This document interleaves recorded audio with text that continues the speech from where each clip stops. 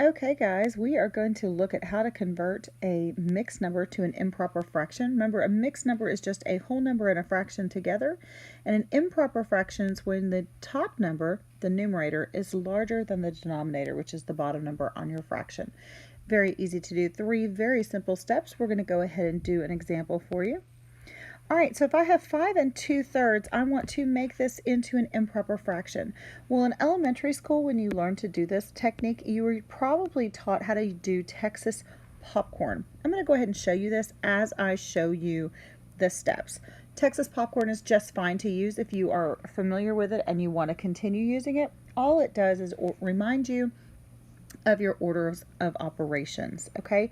So with Texas popcorn, you put a T at the top here and you put an X at the bottom, and then literally all you're going to do is follow your order of operations. And I know in order of operations multiplication comes first, so that's what we're going to do first.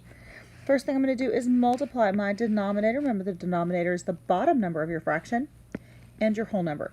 Well, I know the bottom number, the denominator of my fraction, is a 3, and I'm going to multiply it. And 3 times 5 is what I'm doing. 3 times 5, I know, is 15. Okay, so first step of order of operations complete. Second step, I'm going to add.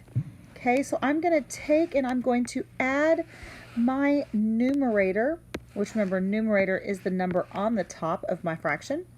And I'm going to take and I'm going to add 2. Well, what do I add to what do I add to? Well, real easy, right here, you're 15.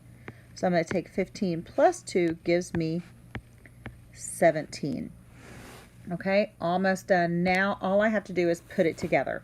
Okay, so I've got first step of order of operations, 3 times 5, so denominator times whole number, then add my numerator, gives me 17. I'm going to put it together and I'm going to form a fraction using the original denominator. Well, I know my original denominator is the 3.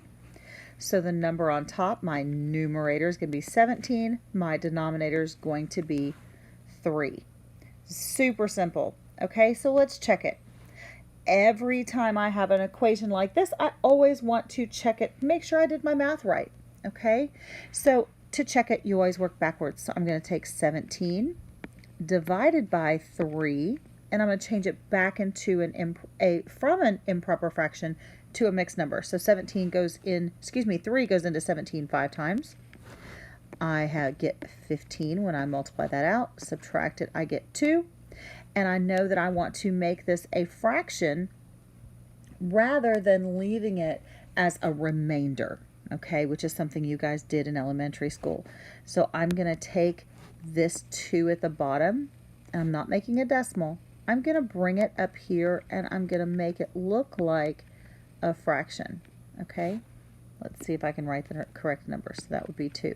So my final answer would be 5 and 2 over 3. Okay, and if I look, that's what I got the first time. Okay, so I know that 17 over 3 is the same as 5 and 2/3. We're going to do one more super quick example. 3 and 1/4. Okay, so again, if I'm going to do Texas popcorn, T and X, and again, I'm just going to follow my order of operations.